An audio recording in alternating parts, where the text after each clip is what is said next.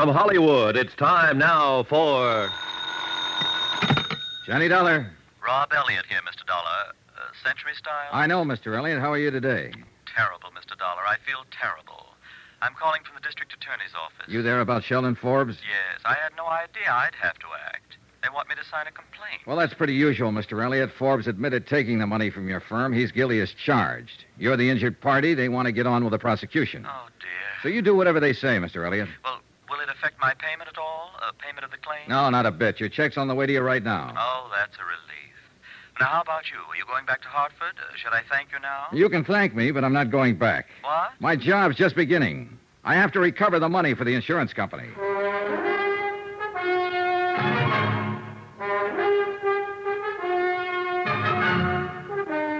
Tonight and every weekday night, Bob Bailey in the transcribed adventures of the man with the action-packed expense account, America's fabulous freelance insurance investigator. Yours truly, Johnny Dollar.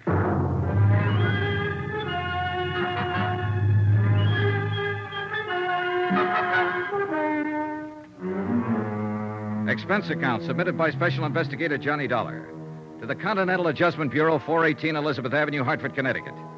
The following is an accounting of expenditures during my investigation of the Forbes matter theft of nearly $5,000. Expenses continued. Item 4, I think it is, $10, deposited on a rented car. First stop, Central Division Headquarters, where I was informed that Sheldon Thomas Forbes had been formally arraigned and was being held in the city jail. Second stop, an address on 56th Street. Second floor next to a dental laboratory. And on the door it said Edward Gumby, attorney at law. And below it said, walk in. So I did. Hello out there. Mr. Gumby? Yes, sir. Come on in. It's warmer in here. Edward Gumby was standing in front of a gas heater in the inner office, which consisted of nothing more than a telephone, a desk, and a dozen law books. He was a medium-sized man, about 40 or so, a little tired, a little seedy, but he had a nice grin.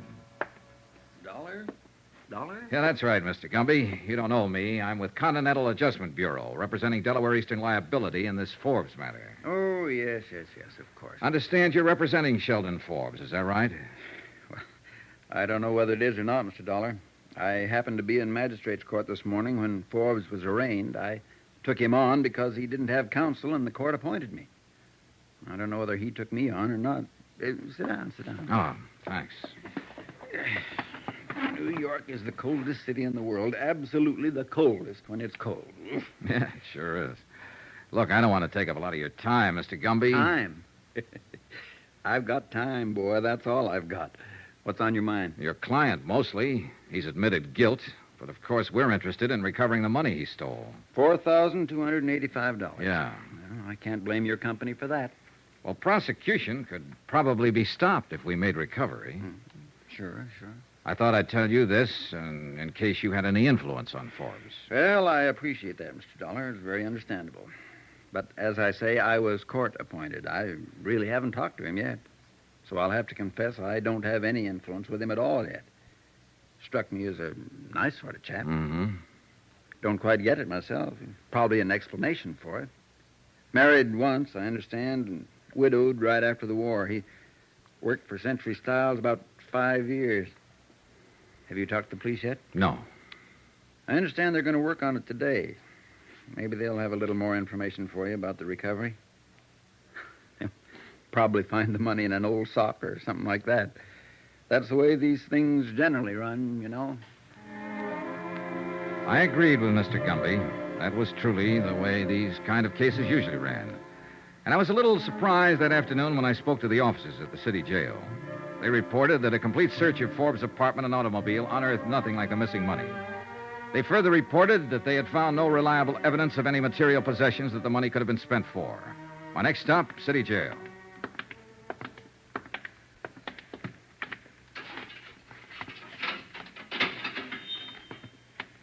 He won't tell you anything. Kept his trap shut all the time he's been in here. As far as we've been able to find out, no previous record, no background. We're checking his prints with Washington. I don't know about this one. You know, he acts cop-wise. Know what I mean? Won't give a police officer the time of day. That means he could have been in before. On the other hand, it could mean he's just scared. That, too. Well,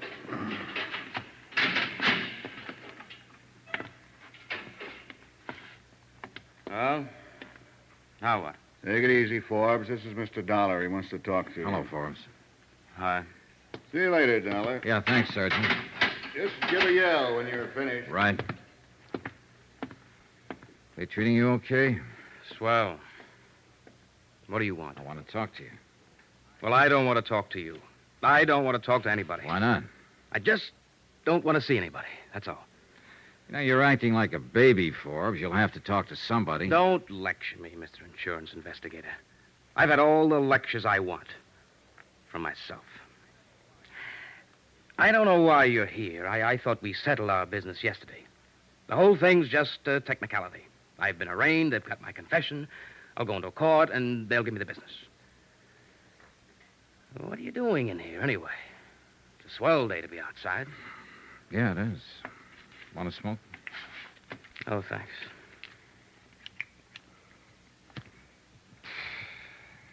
Well, why are you here? To help you out of this mess, if you'll let me. It's funny. Not a bit. Why should you want to help me? Well, it's not because I have any use for you, mister. You're nothing to me but a guy who stole a pile of money. My job is to get it back. $4,285. Oh, that... Yes, that. Now, how about it, Forbes? Isn't it enough that I'm in jail? That I'll go to prison? That's enough for the police, but not for my insurance company. Oh, it's too bad about your insurance company. No, it's too bad about you. You're being foolish. A whole or partial recovery can have a great deal to do with what happens to you from now on. 3 years is the minimum sentence, you know. 12 years maximum. Now, is it worth it? Sure. Sure, it's worth it. And I don't want to be foolish anymore. But I have been foolish. I took it and I spent it. Every dime of it. There's no way to pay it back. What did you spend it on? That doesn't make any difference. May make a lot of difference. You can redeem it, turn it back. No, I can't. Why did you take the money? All right, look, your salary's close to $100 a week. You're single. Wasn't that enough to live on? Why don't you get out of here? I don't have anything to tell you. Ever been in trouble before? Huh? Under another name in another state? No, They no. consider backgrounds like that when a man comes up to be sentenced. Forbes, this is your first offense. I know. Are you trying to shield someone? Why don't you go away? Have you been trying the market? Did you gamble it? No. Just leave me alone. I won't tell you a thing. If you Dollar. bought something with it or gave it to someone, if it can be recovered in some part. No, I tell you. Just go away and leave me alone. I'd like to. Believe me, I would. You're a thief, Forbes, and you're going to get what's coming to you, but I can't leave you alone. Listen. No, you listen to me. If I don't get the information I want from you, I'll get it elsewhere. I'm going to be very honest with you. Eastern Delaware wrote a comprehensive policy on Century Styles promising to indemnify them in full for every loss caused by fire or theft on their premises.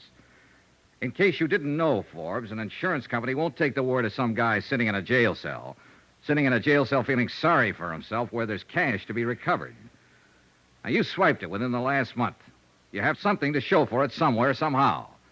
Whatever you spend it on, or whoever you spend it on, remember that money is the same as stolen property.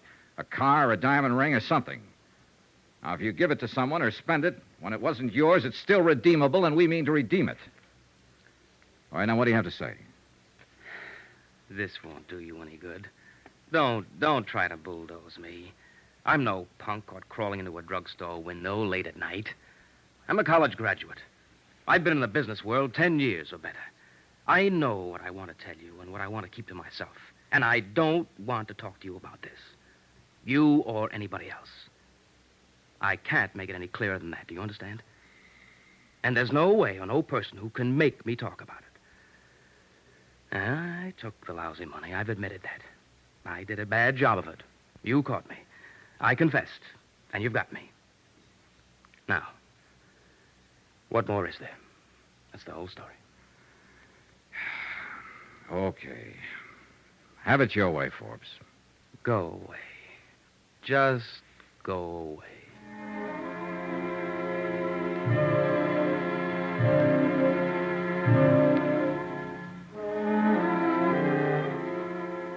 On my way out, I saw his attorney, Edward Gumby, on his way in to see Forbes.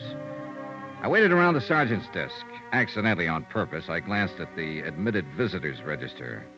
Only 2 people had contacted Forbes since his arrest, Gumby and myself. That struck me as odd. A glance at his folder named no close relatives, named no one, in fact. I was thinking about that when Gumby came out from his visit. Gumby looked worn out. Hiya. Hi. How'd you do? Not so good. Hey, tell me something. He asked you to contact a girl or anyone? Nope. I don't think he has a girl. I don't think he has anybody. You want some coffee? Yeah, good idea. We slushed across the street and found a diner. Expense account item 5, 42 cents. Coffee and sinkers for Ed Gumby and myself. I think you're going to strike out, Dollar. I already have. And I think I have, too. Huh? You know what I've been talking to him about in there all this time? The same thing as you, restitution. But he won't open his mouth about it. He did say one thing, though. He wants me to waive a jury trial and go up for sentencing. What? Yeah. Plead guilty and take it.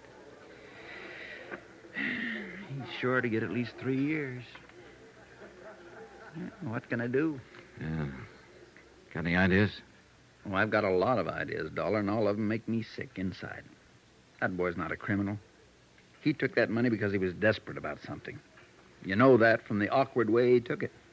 He spent it on something, and he won't talk about it.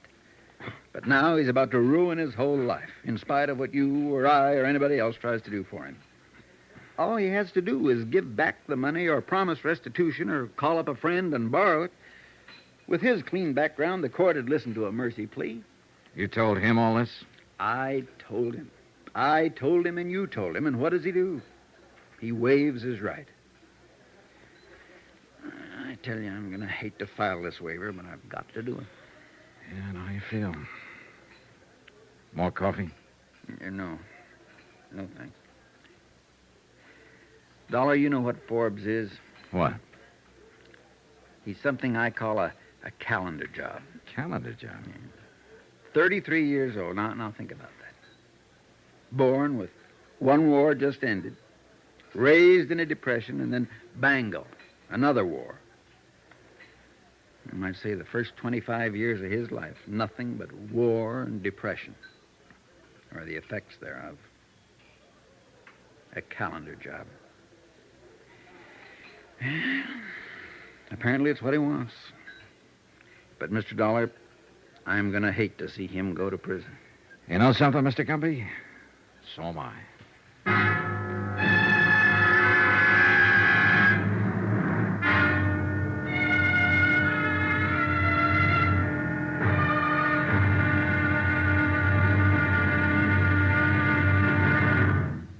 There'll be another intriguing episode in our story of the Forbes matter tomorrow. Tomorrow, a sudden twist in the case that throws all the usual theories right out the window. The unexpected. Join us, won't you? Yours truly, Johnny Dollar.